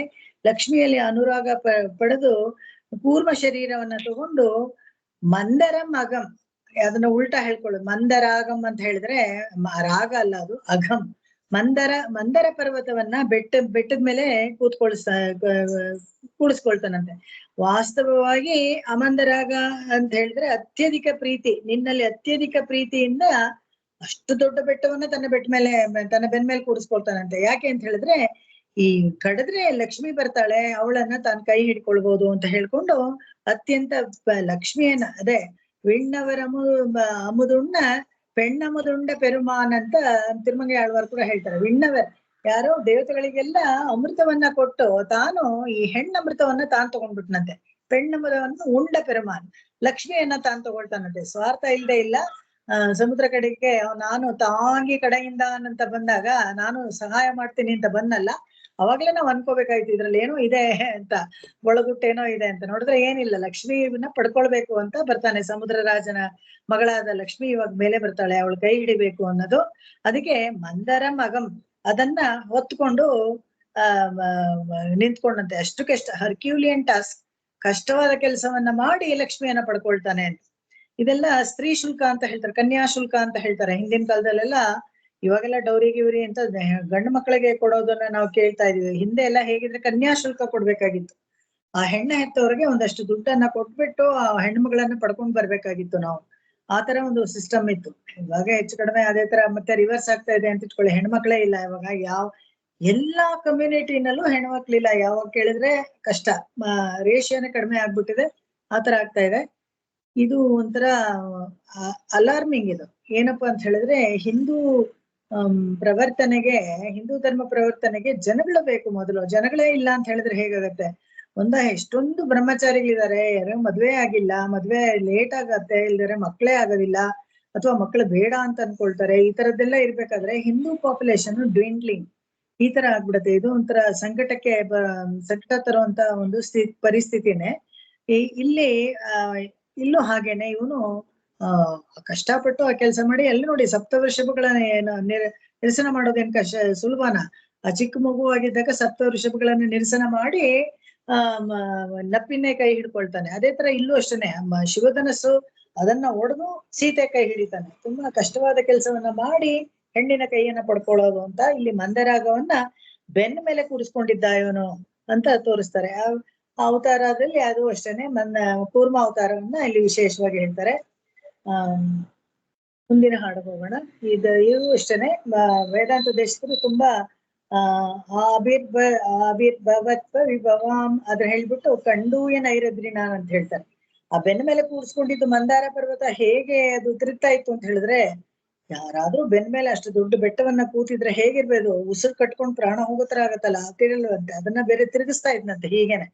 ಇವ್ರು ಯಾರು ಮೇಲೆ ನಿಂತ್ಕೊಂಡು ಈ ಕಡೆ ರಾಕ್ಷಸರು ಆ ಕಡೆ ದೇವತೆಗಳು ವಾಸುಕಿನಲ್ಲಿ ಎಳೆದಿದ್ದಕ್ಕಲ್ಲ ಮಂದಾರ ಪರ್ವತ ತಿರುಗಿದ್ದು, ಅಲ್ಲಿ ಕೆಳಗಡೆ ಸಾಕ್ಷಾತ್ ಪರಬ್ರಹ್ಮ ವಸ್ತು ಕೂರ್ಮಾವತಾರವಾಗಿ ಬೆನ್ ಮೇಲೆ ಕೂರ್ಸ್ಕೊಂಡಿದಾನಲ್ಲ, ಒಳ್ಳೆ ಮಿಕ್ಸರ್ ತರ, ಅವನು ಹೀಗೆ ಹೀಗೆ ತಿರುಗಿಸ್ತಾ ಇದ್ನಂತೆ ಅದನ್ನ. ಆ ಮಂದಾರ ಪರ್ವತ ತಿರುಗಿದಾಗ ಹೇಗಿತ್ತು ಅವನಿಗೆ ಅಂತ ಹೇಳಿದ್ರೆ, ಸಣ್ಣದಾಗಿ ಬೆನ್ನಲ್ಲಿ ಏನಾದ್ರು ಒಂದ್ ಸ್ವಲ್ಪ ಕೆರೆತ ಬಂದ್ರೆ ಕಂಡು ಏನೈರದ್ರಿಣ ಅದ್ರಿ ಇದೆಯಲ್ಲ, ಆ ಬೆನ್ನು ಕೆರೆದಂಗ ಆಗ್ತಾ ಇತ್ತಂತೆ, ಒಂಥರ ಹಿತವಾಗಿ ಚೆನ್ನಾಗಿತ್ತು ಅನ್ನೋ ತರ. ಅಂದ್ರೆ ಅಷ್ಟು ಬೃಹದಾಕಾರವಾದ ಒಂದು ಕೂರ್ಮ ಅವತಾರವನ್ನ ಮಾಡ್ತಾನೆ. ಅವತಾರ ರಹಸ್ಯಗಳಲ್ಲಿ ಹೇಳ್ಬೇಕಾದ್ರೆ ವಿಶೇಷವಾಗಿ ಕೂರ್ಮಾವತಾರವನ್ನ ಹೇಳ್ತಾರೆ. ಕೂರ್ಮಾವತಾರಕ್ಕೆ ಏನಪ್ಪಾ ಅಂತ ಹೇಳಿದ್ರೆ, ಈ ಆಮೆಗಳೆಲ್ಲ, ನಾನು ಮೀನುಗಳಿಗೆ ಹೇಳ್ದೆ ಈ ಕ್ಷಣದಲ್ಲೇ ಎಲ್ಲ ತನ್ನ ಮರಿಗಳನ್ನ ಕಾಪಾಡುತ್ತೆ ಅಂತ. ಈ ಆಮೆಗಳೆಲ್ಲ ಏನಪ್ಪಾ ಅಂತ ಹೇಳಿದ್ರೆ, ದಡದಲ್ಲಿ ಹೋಗಿ ಎಲ್ಲೋ ದೂರದಲ್ಲಿ ಮೊಟ್ಟೆ ಇಟ್ಟು ಅದ್ರ ಮೇಲೆ ಮರಳು ಮುಚ್ಚಿಬಿಟ್ಟು ಬಂದ್ಬಿಡತ್ತೆ, ಹೋಗಿ ತಾನು ನೀರನ್ನ ಸೇರ್ಕೊಂಡ್ಬಿಡತ್ತೆ. ಆದ್ರೆ ಅಲ್ಲಿ ಎಲ್ಲಿರತ್ತೋ ಅಲ್ಲಿಂದ ಧ್ಯಾನ ಮಾಡತ್ತಂತೆ. ಧ್ಯಾನದಲ್ಲೇ ಮರಿಗಳನ್ನ ದೊಡ್ಡದು ಮಾಡಿ ಮರಿಗಳಿಗೆ ಕಾವು ಕೊಟ್ಟು ಅದು ಮೊಟ್ಟೆಗಳಿಗೆ ಆ ಶಾಖದಿಂದಲೇ ಆ ಮೊಟ್ಟೆ ಒಡೆದು ಅವಕ್ಕೆ ಹೊರಗಡೆ ಬರುತ್ತಂತೆ. ಹೊರಗಡೆ ಬಂದ ಕೂಡ್ಲೆ ಏನು ಧರ್ಮಭೂತ ಜ್ಞಾನ ನೋಡಿ, ಅದು ತನ್ನಂತಾನೆ ಹಾಗೆ ಓಡಿ ಬಂದು ನೀರಿಗೆ ಹೋಗುತ್ತೆ, ಬೇರೆ ಎಲ್ಲೂ ಹೋಗೋದಿಲ್ಲ. ವಾಪಸ್ ಊರ್ ಕಡೆ ಹೋಗಲ್ಲ, ಅದು ನೀರ್ ಕಡೆಗೆ ಬರುತ್ತೆ. ಇದೆಲ್ಲ ಯಾರು ಹೇಳ್ಕೊಡ್ತಾರೆ? ಆಗ ಹುಟ್ಟಿದ ಆಮೆಗಳಿಗೆ ಮೊಟ್ಟೆಯಿಂದ ಹೊಡೆದು ಹೊರಗಡೆ ಬರ್ಬೇಕಾದ್ರೆ ನೀರ್ ಕಡೆಗೆ ಹೋಗ್ಬೇಕು ಅಂತ ಯಾರು ಹೇಳ್ಕೊಡ್ತಾರೆ? ಭಗವಂತ ನೋಡಿ ಎಲ್ಲ ಲೋಡ್ ಮಾಡಿ ಕಳ್ಸಿರ್ತಾನೆ ಅದನ್ನ. ಹಾಗೆ ಈ ಮಂದಾರ ಪರ್ವತ ಈ ಆಮೆಗಳಿಗೆ ಏನಪ್ಪಾ ಅಂದ್ರೆ ಧ್ಯಾನದಿಂದಲೇ ಮೊಟ್ಟೆಗೆ ಕಾವು ಕೊಟ್ಟು ಅದನ್ನ ಸಂರಕ್ಷಣೆ ಮಾಡತ್ತಂತೆ. ಮುಂದಿನ ಹಾಡು ಹೋಗೋಣ. ಉರಸಿ ಸರಸಿ ಜಾಲಯೇ ವಹಂಸ್ತ್ವಾಂ, ಉರಸಿ ಸರಸಿ ಜಾಲಯೇ ವಹಂಸ್ತ್ವಾಂ, ಶಿರಸಿ ದಿದೀರ್ಷುರಿಳಾಂ ತ್ವದಂಶಭೂತಾಂ, ಶಿರಸಿ ದಿಧೀರ್ಷುರಿಲಾಂ ದ್ವದಂಶಭೂತಾಂ, ಸ್ವಯಮಯಮಚಿರಾತ್ ಪರ್ವರಾಹತಾರಿಃ, ಸ್ವಯಮಯಮಚಿರಾಧತ್ತಮಾರಿರ್ ತಾಮರರ ಏನು ಇಲ್ಲ ಸ್ವಯಮಯಮಚಿರಾತ್, ಅಲ್ಲಿ ಸ್ವಯಂ ಅಯಮಚಿರಾತ್ ವರಾಹತಾರಿಃ, ವರಾಹತಾರಿ. ಓಕೆ. ಸ್ವಯಮಯಮಚಿರಾತ್ ವರಾಹ ಮುಂದಕ್ಕೇನಿದೆ ಮೇಡಮ್ ಅದು ಅಲ್ಲಿ? ವರಾಹತಾರಿಃ. ವರಾಹತಾರಿ. ಓಕೆ, ವರಾಹತಾರಿ. ಸ್ವಯಮಯಮಚಿರಾತ್ ವರಾಹತಾರಿಃ, ಸಹರಿರುವಾಹ ವರಾಹ ದಿವ್ಯದೇಹಂ, ಸಹರಿರುವಾಹ ವರಾಹ ದಿವ್ಯರೂಪಂ, ದೇಹಂ ರೂಪಂ ಪುರಲ್ಲ ಎರಡು ಒಂದೇ. ಉರಸಿ ಸರಸಿ ಜಾಲಯೇ ವಹಂಸ್ತ್ವಾಂ, ಶಿರಸಿ ದಿದೀರ್ಷುರಿಳಾಂ ತ್ವದಂಶಭೂತಾಂ, ಸ್ವಯಮಯಮಚಿರಾತ್ ವರಾಹತಾರಿಃ, ಸಹರಿರುವಾಹ ವರಾಹ ದಿವ್ಯದೇಹಂ. ಉರಸಿ ಸರಸಿ ಜಾಲಯೇ ವಹಂಸ್ತ್ವಾಂ, ಶಿರಸಿ ದಿದೀರ್ಷುರಿಲಾಂ ತ್ವದಂಶಭೂತಾಂ, ಸ್ವಯಮಯಮಚಿರಾತ್ ವರಾಹತಾರಿಃ, ಸಹರಿರುವಾಹ ವರಾಹ ದಿವ್ಯರೂಪಂ. ಇಲ್ಲಿ ವರಾವತಾರವನ್ನ ಹೇಳ್ತಾರೆ. ವರಾವತಾರನ್ನ ಹೇಳ್ತಾ ಕವಿಗಳು ಏನ್ ಮಾಡ್ತಾರೆ ಅಂತ ಹೇಳಿದ್ರೆ, ಅಮ್ಮ ದೇವಿ ನೀನು ವಕ್ಷಸ್ಥಲದಲ್ಲಿ ಕೂತಿದೀಯಾ, ಆದ್ರೆ ಭೂಮಿಯನ್ನ ತನ್ನ ತಲೆ ಮೇಲೆ ಕೂರ್ಸ್ಕೊಂಡಿದ್ದಾನೆ ಅಂತ. ಹೇಗೆ ಅಂದ್ರೆ ವರಾವತಾರ ಮಾಡಿ ಭೂಮಿಯನ್ನ ಆ ಕೊಚ್ಚೆಯಿಂದ ಎತ್ತಿದಾಗ ಭುಜದ ಮೇಲೆ ಕೂರ್ಸ್ಕೊಂಡಿರ್ತಾನೆ, ಎತ್ತರಕ್ಕೆ ತನ್ನ ತಲೆಯಿಂದ ಎತ್ತರಕ್ಕೆ ಕೂರ್ಸ್ಕೊಂಡಂಗೆ ಕಾಣುತ್ತೆ. ನಿನ್ನ ತಲೆ ಮೇಲೆ ಧರಿಸಿರುವಾಗ ಜಾಗೃತೆಯಾಗಿ ಹಿರಣ್ಯಾಕ್ಷನನ್ನ ಕೊಲ್ತಾನಂತೆ, ಸಂಹಾರ ಮಾಡಲು ಉದ್ಯುಕ್ತನಾಗಿದ್ದಾನೆ. ಯಾಕೆ ಅಂತ ಹೇಳಿದ್ರೆ ಆಶ್ರಿತರಿಗೆ ಒಂದು ಕಷ್ಟ ಅಂತ ಹೇಳಿದಾಗ ಯಾವ ಅವತಾರ ಮಾಡಕ್ಕೂ ಅವ್ನು ಹೇಸೋದಿಲ್ಲ ಅಂತ. ಒಂದು ಹಂದಿಯಾಗಿ ಕೇವಲ ಮಾನಮಿಲಾಪನ್ಯಾಯ್ ಅಂತ ಹೇಳ್ತಾಳಲ್ಲ ಯಾರೋ ಆಂಡಾಳ್, ಮಾನಮಿಲಾಪನ್ಯಾಯ್ ಅಂತ ಹೇಳಿದ್ರೆ ಅಳತೆ ಮಾಡಕ್ಕೆ ಒಂದು ಈಡ್ ಜೋಡಿ ಇಲ್ದೇ ಇರೋ ಅಂತ ಒಂದು ದೊಡ್ಡ ಹಂದಿಯಾಗಿ ಅವನು ಅವತಾರ ಮಾಡ್ತಾನಂತೆ. ಯಾಕೆ ಎಷ್ಟು ದೊಡ್ಡ ಹಂದಿಯಾಗಿ ಅವತಾರ ಮಾಡ್ದ ಅಂದ್ರೆ, ಪಾತಾಳ ಲೋಕಕ್ಕೆ ಹೋಗ್ಬೇಕಾಗಿತ್ತು, ಅದ್ ಕಾಲ್ ಕೂಡ ನೆಂದಿರ್ಲಿಲ್ವಂತೆ, ಗೆಜ್ಜೆ ಕೂಡ ನೆಂದಿರ್ಲಿಲ್ಲ ಅಂತ ಹೇಳ್ತಾರೆ. ಶಿಲಂಬಾರ ಅನ್ನೋದು ಒಂದು ಹನಿ ನೀರು ಆ ಗೆಜ್ಜೆಯಿಂದ ಕಿರುಗಂಟೆಯಿಂದ ಬೀಳತ್ತಲ್ಲ, ಅದು ಮಾಲಿಲಂ ಶೋಲೆಯಲ್ಲಿ ಒಂದು ಝರಿಯಾಗಿ ಹರಿಯತ್ತೆ ಅದು. ಆ ತರ ಬೃಹದಾಕಾರವಾದ ಒಂದು ಹಂದಿಯಾಗಿ ಅವತಾರ ಮಾಡಿ ಪಾತಾಳ ಲೋಕದಲ್ಲಿರೋ ಭೂದೇವಿಯನ್ನ ಸಂರಕ್ಷಣೆ ಮಾಡ್ತಾನೆ. ಅದನ್ನ ಇಲ್ಲಿ ವರಾಹಿ ಅಂತ ವರಾಹತಾರಿ ಅಂತ ಹೇಳ್ತಾರೆ. ಭೂದೇವಿ ಅವತಾರವನ್ನ ಕೊಂಡಾಡ್ತಾರೆ ಇಲ್ಲಿ. ಯಾವುದಕ್ಕೆ ಸಮಯಕ್ಕೆ ತಕ್ಕಾಗಿ ಯಾವ ಅವತಾರ ಮಾಡ್ಬೇಕೋ ಆ ಅವತಾರ ಮಾಡಿ ಸಂರಕ್ಷಣೆ ಮಾಡ್ತಾನೆ. ಭೂದೇವಿ ಸಂಕಷ್ಟದಲ್ಲಿದ್ದಾಗ ಹಿರಣ್ಯಾಕ್ಷ ಇಡೀ ಭೂಮಂಡಲವನ್ನೇ ತಗೊಂಡು ಹೋಗಿ ಒಂದು ಕೊಚ್ಚೆಯಲ್ಲಿ ಇಟ್ಕೊಂಡ್ಬಿಟ್ಟಾಗ ತುಂಬಾ ಕಷ್ಟ ಆಗತ್ತಂತೆ ಭೂದೇವಿಗೆ. ಕಷ್ಟ ಯಾಕಾಗತ್ತೆ ಅಂತ ಹೇಳಿದ್ರೆ, ಅವಳೆಲ್ಲಿದ್ರು ಜಗತ್ತು ಅವಳಿಗೇನು ಪರವಾಗಿಲ್ಲ, ಆದ್ರೆ ಅವಳ ಮೇಲೆ ಅನೇಕ ಜೀವರಾಶಿಗಳಿತ್ತಲ್ಲ ಅವೆಲ್ಲ ತತ್ತರಿಸಿ ಹೋಗ್ಬಿಟ್ಟುವಂತೆ. ಕೊಚ್ಚೆನಲ್ಲಿ ಉಸಿರಾಡಕ್ಕಾಗದೆ ಜೀವರಾಶಿಗಳೆಲ್ಲ ಕೊಳತು ಹೋಗ್ತಾ ಇತ್ತು. ಅವಾಗ ಏನ್ ಮಾಡ್ತಾಳೆ, ಒಂದು ಜಲ ಇದನ್ನ ತೆಗೆದು ಕಮಲವನ್ನ ತೆಗೆದು ಕ್ಷೀರಸಾಗರದಲ್ಲಿ ಬಿಡ್ತಾಳೆ. ಆ ಪುಷ್ಪ ಏನಾಗತ್ತೆ, ಅದು ಹಾಗೆ ತೇಲ್ಕೊಂಡು ಹೋಗಿ ಕ್ಷೀರಾಬ್ದಿಯಲ್ಲಿ ಮಲ್ಕೊಂಡಿದಾನಲ್ಲ ವಿಷ್ಣು ಲಕ್ಷ್ಮೀ ಸಮೇತನಾಗಿ ನೋಡ್ತಾನಂತ. ಅಯ್ಯೋ ಇದೇನಿದು, ಈ ಹೂವು ಭೂಮಿಯಲ್ಲಿ ಬಿಡೋ ಅಂತದ್ದಲ್ವಾ, ಈ ಹೂವು ಇಲ್ಲಿ ಹೇಗೆ ಬಂತು ಕ್ಷೀರಾಬ್ದಿಯಲ್ಲಿ ಅಂತ ಹೇಳಿದ್ರೆ, ಅವಾಗ ಕಮಲದ ಮಧ್ಯದಿಂದ ಭೂದೇವಿ ಬಂದು ಮಾತಾಡ್ತಾಳಂತೆ. ಇದನ್ನೆಲ್ಲ ತುಂಬಾ ಚೆನ್ನಾಗಿ ಹಿಂದಿ ಒಂದು ತೆಲುಗು ಪಿಕ್ಚರ್ ಅಲ್ಲಿ ತೋರಿಸಿದ್ದಾರೆ. ಅವಾಗ ಗ್ರಾಫಿಕ್ಸ್ ಎಲ್ಲ ಅವ್ರು ತುಂಬಾ ಚೆನ್ನಾಗಿ ಮಾಡ್ತಾರೆ. ಆಮೇಲೆ ಇದರಲ್ಲಿ ಆ ಕಮಲದ ಮಧ್ಯೆ ಭೂದೇವಿ ಬಂದು ಮಾತನಾಡ್ತಾಳಂತೆ, ನನಗೆ ಹೀಗೆ ಸಂಕಟದಲ್ಲಿ ಸಿಕ್ಕಾಕೊಂಡ್ಬಿಟ್ಟಿದೀನಿ, ಪಾತಾಳದಲ್ಲಿದ್ದೀನಿ, ನನ್ನ ಮೇಲಿರೋ ಎಲ್ಲರಿಗೂ ಆಶ್ರಿತರಿಗೆಲ್ಲ ತುಂಬಾ ತೊಂದರೆ ಆಗಿದೆ, ನೀನು ಕಾಪಾಡ್ಬೇಕು ಅಂತ ಹೇಳ್ತಾನಂತೆ. ಅವಾಗ ಅವನು ಕೂಡಲೇ ಹಂಗೆ ನೆಗೆದು ಬಿಡ್ತಾನಂತೆ. ನೆಗೆದು ಆ ಪಾತಾಳ ಲೋಕಕ್ಕೆ ಹೋಗಿ ಭೂಮಿಯನ್ನ ಅಲ್ಲಿಂದ ತೆಗೆದು, ಯಾಕಂದ್ರೆ ಕೊಚ್ಚೆಲಿ ಹೂತ್ಕೊಂಡ್ಬಿಟ್ಟಿರುತ್ತೆ, ಅದನ್ನ ತೆಗೆದು ತನ್ನ ವರಾಹ ಕೋಟ್ ಇರುತ್ತಲ್ಲ ಇದು ಕೊಂಬುಗಳು, ಆ ಕೊಂಬುಗಳಿಂದ ವೈಲ್ಡ್ ಬೋರ್ಗೆ 2 ಟಸ್ಕ್ಸ್ ಇರುತ್ತಲ್ಲ ಅದರಿಂದ ತೆಗೆದು ಮೇಲಕ್ಕೆ ಬಂದು ಮತ್ತೆ ಭೂಮಿ ಯಾವ ಕಕ್ಷೆಯಲ್ಲಿ ಇತ್ತೋ ಆ ಕಕ್ಷೆನಲ್ಲಿ ಇಡ್ತಾನೆ. ಇದನ್ನೆಲ್ಲ ನಾವು ಸೈನ್ಸ್ ಫಿಕ್ಷನ್ ಅಲ್ಲಿ ನೋಡ್ತೀವಿ ಎಲ್ಲ. ಯಾಕಂದ್ರೆ ಯಾವ್ದೋ ಒಂದು ಆರ್ಬಿಟ್ ಇಂದ ಇನ್ನೊಂದು ಆರ್ಬಿಟ್ ತಗೊಂಡ್ ಹೋಗ್ಬಿಟ್ರೆ ಅಲ್ಲಿ ಆಕ್ಸಿಜನ್ ಕಂಟೆಂಟ್ ಕಡಿಮೆ ಇದ್ರು ಕೂಡ ಅಲ್ಲಿ ಮೇಲಿರೋ ಜಲಚರಗಳಿಗೆ ಭೂಮಿನಲ್ಲಿರೋರ್ಗೆಲ್ಲ ಕಷ್ಟ ಆಗ್ಬಿಡುತ್ತೆ, ಉಸಿರಾಡಕ್ಕಾಗಲ್ಲ. ಆ ತರ ಹೀಗ್ ಮಾಡ್ಬಿಟ್ಟಿರ್ತಾನೆ ಹಿರಣ್ಯಾಕ್ಷ ರಾಕ್ಷಸ, ಅದನ್ನ ಕಾಪಾಡ್ತಾನೆ. ಮುಂದಿನ ಹಾಡ್ಬೋಣ. ದೈತ್ಯೇನ ಬಲಾತ್ ಪಯೋಧಿ ಜಠರಂ ದೇವಿ ಮಹಿ ಪ್ರಾಪಿತ. दैतेयेन बलात् पयोधि जठरं देवी मही प्रापिता. मातस्ते स्वसृभावमेव यदगात् एकोदरस्थानतः. मातस्ते स्वसृभावमेव यदगात् एकोदरस्थानतः. तस्मादेव कृतादरेण तरसात् आमोदरेण स्वयं. तस्मादेव कृतादरेण तरसा दामोदरेण स्वयं. तत्रेऽसौ कुहना वराह वपुषा देवेन दंष्ट्राचले. तत्रेऽसौ कुहना वराह वपुषा देवेन दंष्ट्राञ्चले. दैत्येन बलात् पयोधि जठरं देवी मही प्रापिता. मातस्ते स्वसृभावमेव यदगात् एकोदरस्थानतः. तस्मादेव कृतादरेण तरसा दामोदरेण स्वयं.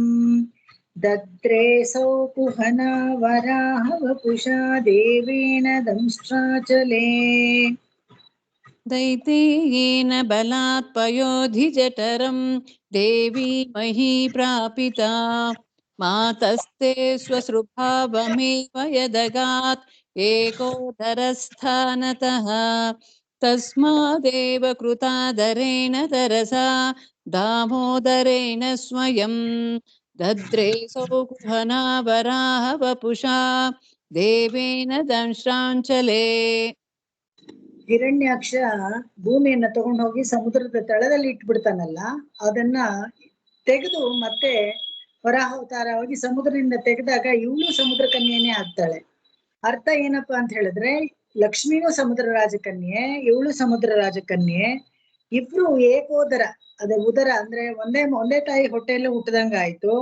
ಈ ಸಂಬಂಧ ಇಟ್ಕೊಂಡೆ ಆದಿವರಾಹ ಭೂದೇವಿಯನ್ನ ರಕ್ಷಣೆ ಮಾಡ್ದ ಅಂತ. ನನ್ನ ನಾದ್ನಿನ ರಕ್ಷಣೆ ಮಾಡ್ಬೇಕು ಅಂತ ರಕ್ಷಣೆ ಮಾಡ್ತಾನಂತೆ. ಇದು ಕವಿ ಸಮಯ. ಕವಿಗೆ ಅರ್ಥ ಆಗಿರುವಂತ ನಿನ್ನ ಸಂಬಂಧದಿಂದಲೇ ಅವಳಿಗೂನು ಒಂದು ರಕ್ಷಣೆ ಸಿಕ್ತು ಅಂತ. ಇದಕ್ಕೆ ಇದರಿಂದ ಏನ್ ನಮ್ಗೆ ಅರ್ಥ ಆಗತ್ತೆ ಅಂತ ಹೇಳಿದ್ರೆ, ಸತ್ಸಂಗದಲ್ಲಿ ಆಶ್ರಿತರಲ್ಲಿ ಒಬ್ರು ಭಾಗವತರಿಗೆ ಭಗವಂತನಿಗೆ ತುಂಬಾ ಹತ್ತಿರದವನಾದ್ರೆ ಅವರ ಸಂಬಂಧವನ್ನ ಇಟ್ಕೊಂಡು ಬೇರೆಯವ್ರಿಗೂ ಎಲ್ಲ ಒಳ್ಳೇದಾಗತ್ತೆ. ಇದರಲ್ಲಿ ನಾವ್ ಎಲ್ಲಿ ನೋಡಿದೀವಿ ಅಂತ ಹೇಳಿದ್ರೆ, ತ್ರಿಜಟೆ ಜೊತೆಗಿದ್ದವರು, ತ್ರಿಜಟೆ ಮಾತ್ರ ಅವಳು ಏನು ಶರಣಾಗತಿ ಮಾಡ್ಕೊಳ್ಳಲ್ಲ. ಅಯ್ಯೋ ನಾವೆಲ್ಲ ಸತ್ವಿ ಅಂತ ಹೇಳಿದಾಗ ನೀನು ನಿನ್ನ ಸಖೀರಿಗೆಲ್ಲ ನಾನೇ ಅಭಯ ಕೊಡ್ತೀನಿ ಅಂತ ಒಟ್ಟಿಗೆ ಕೊಟ್ಬಿಡ್ತಾಳೆ ಸೀತೆ. ಅದೇ ತರ ವಿಭೀಷಣ ಶರಣಾಗತಿ ಮಾಡ್ಕೊಳಕ್ ಬಂದಾಗ ವಿಭೀಷಣ ಬರ್ತಾನೆ, ಅವ್ನ ಹಿಂದೆ 4 ಜನ ರಾಕ್ಷಸರಿರ್ತಾರೆ. ವಿಭೀಷಣ ಮಾತ್ರ ಶರಣಾಗತಿ ಮಾಡ್ಕೊಳ್ತಾನೆ. ಆದ್ರೆ ಭಗವಂತ ಅಭಯ ಕೊಡ್ಬೇಕಾದ್ರೆ ಆ ಹಿಂದ್ಗಡೆ ಇರ್ತಾರಲ್ಲ 4 ಜನ, ಅವರನ್ನು ಸೇರಿಸಿ ಎಲ್ಲರಿಗೂ ಅಭಯ ಪ್ರದಾನ ಮಾಡ್ತಾರೆ. ಇದು ವಿಶೇಷವಾಗಿರುವಂತದ್ದು.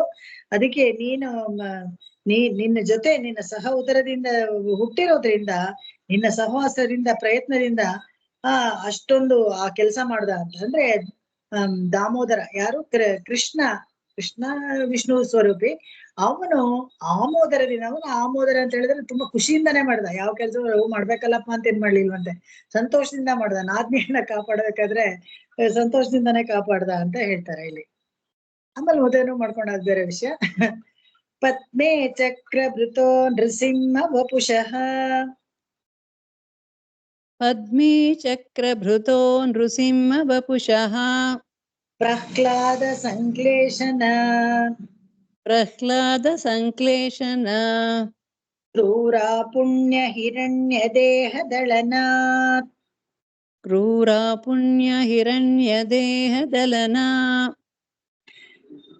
ವೇಲಾತಿ ವೇಲೋದಯ, ನಾತಿಲ್ಲ, ಅದು ನಾನೇ ಅಷ್ಟೇನೆ. ಕ್ರೂರ ಪುಣ್ಯ ಹಿರಣ್ಯ ದೇಹದಲನ ವೇಲಾತಿ ವೇಲೋದಯ,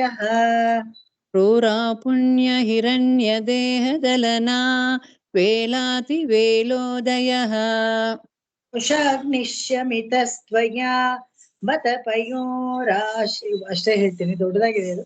ರೋಷಾಗ್ನಿಶ್ಯಮಿತಸ್ತ್ವಯಾ ಬತ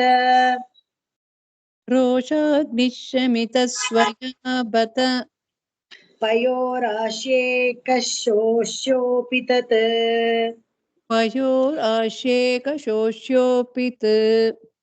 ಶೋಷ್ಯೋಪಿ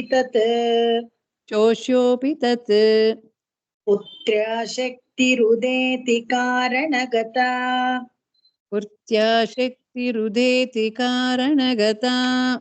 ಪ್ರಾಯೇಣ ಕಾರ್ಯೇಷ್ವಪಿ,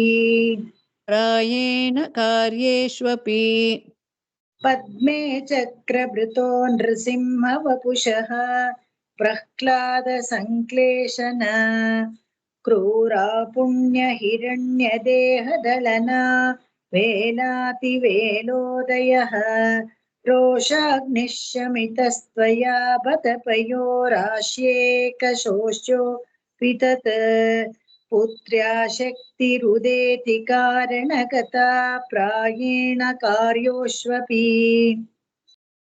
ಪದ್ಮೇ ಚಕ್ರಭೃತೋ ನೃಸಿಂಹ ವಪುಷಃ, ಪ್ರಹ್ಲಾದ ಸಂಕ್ಲೇಶನ ಕ್ರೂರ ಪುಣ್ಯ ಹಿರಣ್ಯ ದೇಹದಲನ ವೇಲಾತಿ ವೇಲೋದಯ, ರೋಷಾಗ್ನಿಶ್ಯಮಿತಸ್ತ್ವಯಾ ಬತ ಪಯೋರ್ ಆಶೇಕಶೋಷ್ಯೋಪಿ ತತ್, ಪುತ್ರ್ಯಾ ಶಕ್ತಿರುದೇತಿ ಕಾರಣಗತಾ, ಪ್ರಾಯೇಣ ಕಾರ್ಯೇಷ್ವಪಿ. ಇಲ್ಲಿ ನರಸಿಂಹ ಅವತಾರವನ್ನ ಹೇಳ್ತಾರೆ. ಹೇಗೆ ಅಂದ್ರೆ, ಪದ್ಮೆ ಚಕ್ರಭೃತೋ, ನರಸಿಂಹ ಅವತಾರ ಮಾಡ್ಬೇಕಾದಕ್ಕೆ ಪ್ರಹ್ಲಾದ ರಕ್ಷಣೆಯನ್ನು ಮಾಡ್ಬೇಕಿತ್ತಲ್ಲ, ಅದಕ್ಕೋಸ್ಕರ ಯಾವಾಗ ಲಕ್ಷ್ಮಿ ಸಹಕಾರಿಯಾಗಿದ್ಲು, ಕ್ರೂರವಾಗಿ ಬಂದ್ನಲ್ಲ, ಬರ್ತಾನೆ ತುಂಬಾ ರೋಷದಿಂದ ಬಂದ್ಬಿಟ್ನಲ್ಲ ಅಂತ ಹೇಳಿದ್ರೆ ಬರ್ಬೇಕಾಗಿತ್ತು. ಯಾಕೆ ಅಂತ ಹೇಳಿದ್ರೆ ಇವನು ಕ್ರೂರ ಪುಣ್ಯ ಯಾರಪ್ಪ ಅಂತ ಹೇಳಿದ್ರೆ ತುಂಬಾ ಸಂಪಾದಿಸ್ಕೊಂಡ್ಬಿಟ್ಟಿದ್ನಂತೆ. ಅನೇಕ ಪುಣ್ಯಗಳನ್ನ ರಾಶಿಯಿಂದ ವರಗಳನ್ನ ಪಡ್ಕೊಂಡು, ತುಂಬಾ ಗಟ್ಟಿಯಾದ ವರಗಳನ್ನ ಪಡ್ಕೊಂಡು ದುರಹಂಕಾರಿ ಆಗ್ಬಿಟ್ಟಿದ್ದ. ಅಷ್ಟೇ ಅಲ್ಲದೆ ಪ್ರಹ್ಲಾದನನ್ನ ತುಂಬಾ ಹಿಂಸೆ ಮಾಡ್ತಾ ಇದ್ದ ಅವನು.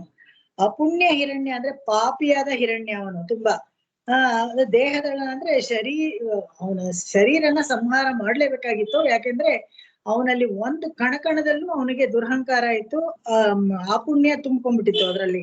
ಅದಕ್ಕೆ ಏನ್ ಮಾಡ್ತಾನೆ ಅವಾಗ ಲಕ್ಷ್ಮಿ ಹೇಗ್ ಬಂದ್ಲು, ಹೇಗೆ ಉಪಯೋಗ ಆದ್ಲು ಅಂತ ಹೇಳಿದ್ರೆ, ಎಷ್ಟು ಕೋಪ ಆಯ್ತು ಅಂದ್ರೆ ಕ್ರೋಧಾಗ್ನಿ, ಇಲ್ಲಿ ಹೇಳ್ತಾರ ರೋಷಾಗ್ನಿ ಮಿತಸ್ತ್ವಯ.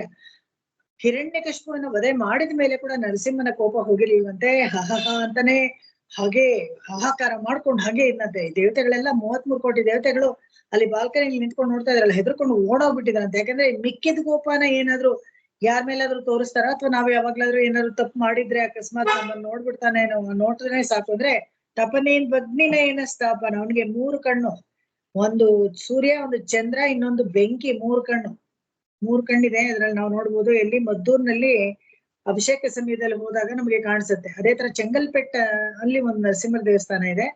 ಅರ್ಚಕರನ್ನ ಕೇಳಿದ್ರೆ ಅವರು ತೋರಿಸ್ತಾರೆ. ತಿರುಮಣ ತೆಗೆದ್ರೆ 3ನೇ ಕಣ್ಣು ಅಲ್ಲಿದೆ. ಆ 3ನೇ ಕಣ್ಣು ನೋಡ್ಬೋದು ನರಸಿಂಹರಿಗೆ. ಆತರ ಇಲ್ಲಿ ರೋಷಾಗ್ನಿ, ಕೋಪದಿಂದ ಅಗ್ನಿ ಇದೆಯಲ್ಲ, ಅದನ್ನ ಶಮನ ಮಾಡ್ಬೇಕಾದ್ರೆ ಸಮುದ್ರದ ನೀರೇ ತರಬೇಕಾಗಿತ್ತು. ಆದ್ರೆ ಅದ್ರ ಬದಲು ಸಮುದ್ರ ಕನ್ಯೆಯನ್ನ ಕಳಿಸ್ತಾನಂತೆ, ಲಕ್ಷ್ಮಿನ ಕಳಿಸ್ತಾನಂತೆ. ಯಾವಾಗ ನರಸಿಂಹ ಅವತಾರದಲ್ಲಿ ಮಾಡಿದ ಕೋಪ ಶಮನ ಆಯ್ತು ಅಂತ ಹೇಳಿದ್ರೆ, ಲಕ್ಷ್ಮಿ ಬಂದು ಆ ನಂತರ ಶಾಂತವಾಗ್ತಾನೆ. ಲಕ್ಷ್ಮಿಯನ್ನ ಮುಂದೆ ಇಟ್ಕೊಂಡು ಪ್ರಹ್ಲಾದ ಬಂದು ಸ್ತೋತ್ರ ಮಾಡಿದಾಗ ಶಾಂತ ಆಗ್ತಾನೆ. ಅದನ್ನ ಇಲ್ಲಿ ಹೇಳ್ತಾರೆ. ಲಕ್ಷ್ಮಿ ಹೆದರ್ಕೊಂಡು ಹೋಗ್ಬಿಡ್ತಾಳಂತೆ. ಇದ್ದವಳು ಹೃದಯದಲ್ಲಿ, ಇಷ್ಟು ಘೋರವಾಗಿ ಎಲ್ಲ ನೀವು ಈ ತರ ಸಾಯಿಸ್ತಾ ಇದ್ದೀರಾ, ನಾನು ಇದನ್ನೆಲ್ಲ ನೋಡಕ್ಕಾಗೋದಿಲ್ಲ ಅಂತ ಹೋಗ್ತಾಳೆ. ಇಲ್ಲ ಆಗೋಯ್ತು, ಬಾ ಬಾ ಅಂತ ಕರೆದಾರ, ವಾಪಸ್ಸೇ ಬರಲ್ವಂತೆ. ಇಲ್ಲ ಮುಂದೆ ಯಾರನ್ನೂ ಈ ತರ ದಾರುಣವಾಗಿ ಸಾಯಿಸಲ್ಲ ಅಂತ ಹೇಳಿ ಅವಾಗ ಬೇಕಾದ್ರೆ ನಾನ್ ಬರ್ತೀನಿ, ಇವಾಗ ಖಂಡಿತವಾಗ್ಲೂ ನಾನ್ ಬರೋದಿಲ್ಲ, ಇನ್ಮೇಲೆ ಯಾರನ್ನೂ ಈ ತರ ಎಲ್ಲ ಸಾಯಿಸ್ಲೂಬಾರ್ದು ನೀವು ಅಂತ ಹೇಳ್ತಾಳೆ. ಆಯ್ತು ಬಾ ಅಂತ ಆಶ್ವಾಸನೆ ಕೊಟ್ಟು ಕರೀತಾನೆ. ಅದೇ ತರ ಪ್ರಹ್ಲಾದನಿಗೂ ಆಶ್ವಾಸನೆ ಕೊಡ್ತಾನೆ. ಪ್ರಹ್ಲಾದನು ಕೇಳ್ತಾನೆ, ನನ್ನ ಜನ್ಮ ನಾನು ರಾಕ್ಷಸ ಇದ್ರಲ್ಲಿ ಹುಟ್ಟಿದೆ. ನನ್ನ ಪೂರ್ವಿಕರು ಸರಿ, ನನ್ನ ಮುಂದೆ ಬರೋರು ಸರಿ, ಅನೇಕ ತಪ್ಪುಗಳನ್ನ ಮಾಡ್ತಾನೆ ಇರ್ತಾರೆ. ಯಾಕೆಂದ್ರೆ ಸಾತ್ವಿಕರಲ್ಲ ಅವರೆಲ್ಲ. ಅವರ ತಪ್ಪುಗಳನ್ನೆಲ್ಲ ನೀನ್ ಇದ್ ಮಾಡ್ಬೇಕು, ಯಾರನ್ನೂ ನೀನು ಸಾಯಿಸ್ಬಾರ್ದು ಈ ತರ ದಾರುಣವಾಗಿ ಅಂತ ಅವನು ಕೂಡ ಕೇಳ್ಕೊಳ್ತಾನೆ. ವರವನ್ನ ಕೊಟ್ಟ ಒಂದೇ ಕಾರಣಕ್ಕೆ ಅವನು ಮತ್ತೆ ಬಲಿಚಕ್ರವರ್ತಿಯನ್ನಾಗ್ಲಿ, ಬಾಣಾಸುರನ್ನಾಗ್ಲಿ, ನಮುಚಿಯನ್ನಾಗ್ಲಿ ಯಾರನ್ನು ಸುಮ್ನೆ ರಕ್ಷಾವಾಮನ, ಬರೀ ರಕ್ಷೆಗೋಸ್ಕರ ಅವರನ್ನ ಮೇಲೆ ಎಸ್ದು ಬಿಡ್ತಾನೆ ಹೊರತು ಕೊಲ್ಲೋದಿಲ್ಲ ಭಗವಂತ, ಯಾರನ್ನು ಕೊಲ್ಲೋದಿಲ್ಲ. ಮುಂದಿನ ಹಾಡು ಹೋಗೋಣ. ಶರಣ್ಯಭೂತಾಂ ಶ್ರುತಿರಿಂದಿರೇಯಾಂ ಶರಣ್ಯಭೂತಾಂ ಶ್ರುತಿರಿಂದಿರೇಯಾಂ ಹಿರಣ್ಯವರ್ಣಾಂ ಹರಿಣೀಮಭಾಣೀತ್ ಹಿರಣ್ಯವರ್ಣಾಂ ಹರಿಣೀಮಭಾಣೀತ್ ಸಾ ದಿವ್ಯಸಿಂಹಸ್ಯ ಹಿರಣ್ಯಬೇತುಃ ಸಾ ದಿವ್ಯಸಿಂಹಸ್ಯ ಹಿರಣ್ಯಬೇತುಃ ನಿಶ್ಶಂಕಮಂಕೆ ರಮಸೆ ಕಥಂ ತ್ವಂ ನಿಶ್ಶಂಕಮಂಕೆ ರಮಸೆ ಕಥಂ ತ್ವಂ ಶರಣ್ಯಭೂತಾಂ ಶ್ರುತಿರಿಂದಿರೇಯಾಂ ಹಿರಣ್ಯವರ್ಣಾಂ ಹರಿಣೀಂ ಅಭಾಣೀತ್ ಸಾ ದಿವ್ಯಸಿಂಹಸ್ಯ ಹಿರಣ್ಯಬೇತುಃ ನಿಶ್ಶಂಕಮಂಕೆ ರಮಸೆ ಕಥಂ ತ್ವಂ ಶರಣ್ಯಭೂತಾಂ ಶ್ರುತಿರಿಂದಿರೇಯಾಂ ಹಿರಣ್ಯವರ್ಣಾಂ ಹರಿಣೀಮಭಾಣೀತ್ ಸಾ ದಿವ್ಯಸಿಂಹಸ್ಯ ಹಿರಣ್ಯಬೇತುಃ ನಿಶ್ಶಂಕಮಂಕೆ ರಮಸೆ ಕಥಂ ತ್ವಂ. ಜಗತ್ತಲ್ಲಿ ಹಿರಣ್ಯವನ್ನ ಕೂಡ್ ಹಾಕ್ತಾರಲ್ಲ, ಗೋಲ್ಡ್ ಕಲೆಕ್ಟ್ ಮಾಡೋರ್ಗೆ ಅದನ್ನ ಪ್ರದರ್ಶನ ಮಾಡದೆ ಇರಕ್ಕಾಗಲ್ವಂತೆ. ಎಷ್ಟೇ ನಾವು ಎಲ್ಲ ಹೇಳಿದ್ರು ಚೈನ್ ಸ್ನ್ಯಾಚರ್ಸ್ ಇರ್ತಾರೆ, ಹುಷಾರು, ತೇರು ರಥಗಳಲ್ಲಿ ಇದುಗಳಲ್ಲೆಲ್ಲ ಸರಗಳನ್ನ ಹಾಕೋಬೇಡಿ, ಮೇಲ್ಗಡೆ ಪ್ರದರ್ಶನ ಮಾಡಬೇಡಿ ಅಂತ ಹೇಳಿದ್ರು ಅಲ್ಲಿ ಒಂಥರ ತೋರ್ಸ್ಕೊಳ್ಬೇಕು ಎಲ್ಲಾರ ಹತ್ರ ನಮಗಿದೆ ಅಂತ. ಅಥವಾ ಎಲ್ಲ ಒಂದು ಹೊಸ ಫಂಕ್ಷನ್ ಆದಾಗ ಹೊಸ ಒಂದು ಒಡವೆನೋ ಸೀರೆನೋ ಅದನ್ನೆಲ್ಲ ತೋರ್ಸ್ಕೊಂಡ್ಬಿಡ್ಬೇಕು.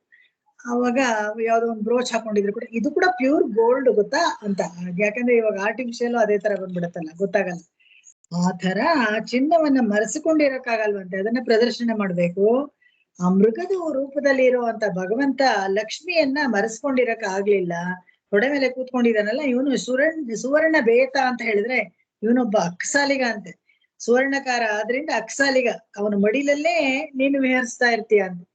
ಇವನ ಅಕ್ಕಸಾಲಿಗ ಯಾಕೆ ಅಂತ ಹೇಳಿದ್ರೆ ಇವನೇ 24 ತತ್ವಗಳನ್ನು ಕೊಟ್ಟು ಎಲ್ಲವನ್ನ ನಿರ್ಮಾಣ ಮಾಡಕ್ಕೆ ಚತುರ್ಮುಖ ಬ್ರಹ್ಮನಿಗೆ ಶಕ್ತಿ ಕೊಡ್ತಾನೋ ಇಲ್ವೋ ಆತರ ಇವನು ಎಲ್ಲ ಇವನೇನೆ ಉಪಾದಾನ ಕಾರಣ, ನಿಮಿತ್ತ ಕಾರಣ ಮತ್ತೆ ಸಹಕಾರಿ ಕಾರಣ. ಎಲ್ಲ ಸೃಷ್ಟಿ ಸ್ಥಿತಿ ಲಯದಲ್ಲಿ ಕೂಡ ಅಷ್ಟೇನೆ. ಎಲ್ಲಾ 3 ಇದ್ರಲ್ಲೂನು ಇವನ ಅನ್ಕೊಂಡಿದ್ದ ಇವನ ಸಂಕಲ್ಪದಿಂದಲೇ ನಡೆಯೋದು, ಇವನ ಶಕ್ತಿಯಿಂದಲೇ ಎಲ್ಲ ನಡೆಯುತ್ತೆ.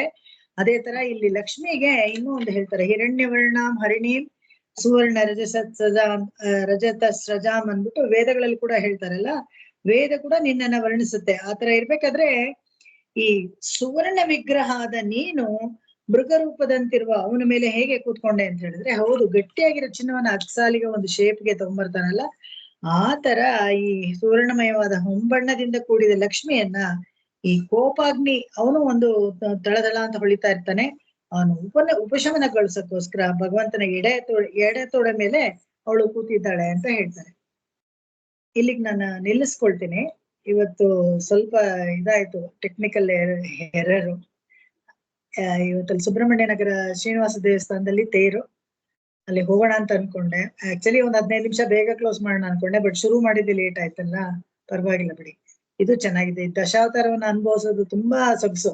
ಇದು ಎಷ್ಟು ಹೇಳ್ತಾ ಇದ್ರೆ ಒಳಗೊಳಗೆ ಬೇರೆ ಕಥೆಗಳಿಗೂ ಎಲ್ಲ ಹೋಗತ್ತೆ, ಚೆನ್ನಾಗಿರತ್ತೆ ಇದು. ಕವಿತಾ ಅರ್ಕಿಕ ಸಿಂಗ್ ಯಾರ್ಯಾರಿಗೆ ಅನುಕೂಲ ಆಗುತ್ತೋ ಬರ್ಬೋದು. ಅಲ್ಲಿ ಲೇಟ್ 12:30 ಮೇಲೆ ತೇರು ಅಂತ ಹೇಳಿದ್ದಾರೆ. ಅದು ಇದು ಯತಿರಾಜ್ ಜಿಯರ್ ಅವರು ಬರ್ಬೇಕಂತೆ. ನಮ್ಗೇನಿಲ್ಲ, ತೇರ್ ನೆಲೆ ಇದ್ರು ಕೂಡ ಪರವಾಗಿಲ್ಲ, ದೇವ್ರನ್ನ ನಮಸ್ಕಾರ ಮಾಡ್ಕೊಂಡ್ ಬರ್ಬೋದು, ತೊಂದ್ರೆ ಇಲ್ಲ. ತುಂಬಾ ಸೊಗಸಾಗಿ ಅಲಂಕಾರ ಮಾಡ್ತಾರೆ. ನೆನ್ನೆ ದಿವಸ ಕಲ್ಯಾಣೋತ್ಸವ ಆಯ್ತು ಅಲ್ಲಿ. ತುಂಬಾ ಅಲ್ಲಿ ಸ್ಥಳಾವಕಾಶ ಸ್ವಲ್ಪ ಕಡಿಮೆ, ತೊಂದ್ರೆ ವಿನಃ ಅಲ್ಲಿ ಬಾಕಿ ಯಾವ ವಿಷಯಕ್ಕೂ ತೆಗೆದುಹಾಕೋಂಗಿಲ್ಲ. ತುಂಬಾ ಚೆನ್ನಾಗಿ ನಡೆಸ್ತಾ ಇದಾರೆ ಎಲ್ಲ. ಕವಿತಾ ಅರ್ಕಿಕ ಸಿಂಹಾಯ ಕಲ್ಯಾಣ ಗುಣಶಾಲಿನೇ ಶ್ರೀಮತೆ ವೆಂಕಟೇಶಾಯ ವೇದಾಂತ ಗುರವೇ ನಮಃ. ಆಕಾಶಾತ್ ಪತಿತಂತೋಯಂ ಯಥಾ ಗಚ್ಚತಿ ಸಾಗರಂ ಸರ್ವದೇವ ನಮಸ್ಕಾರಃ ಕೇಶವಂ ಪ್ರತಿ ಗಚ್ಚತಿ ಕೇಶವಂ ಪ್ರತಿ ಗಚ್ಚತಿ ಕೇಶವಂ ಪ್ರತಿ ಗಚ್ಚತಿ. ಓಂ ಶಾಂತಿ ಶಾಂತಿ ಶಾಂತಿ. ಕಾಯೇನ ವಾಚಾ ಮನಸೇಂದ್ರಿಯೈರ್ವಾ ಬುದ್ಧ್ಯಾತ್ಮನಾ ವಾ ಪ್ರಕೃತೆ ಸ್ವಭಾವಾತ್ ಕರೋಮಿ ಯದ್ಯತ್ ಸಕಲಂ ಪರಸ್ಮೈ ನಾರಾಯಣಾಯೇತಿ ಸಮರ್ಪಯಾಮಿ. ಎಲ್ಲರಿಗೂ ನಮಸ್ಕಾರ, ಧನ್ಯವಾದಗಳು. ನಮಸ್ಕಾರ.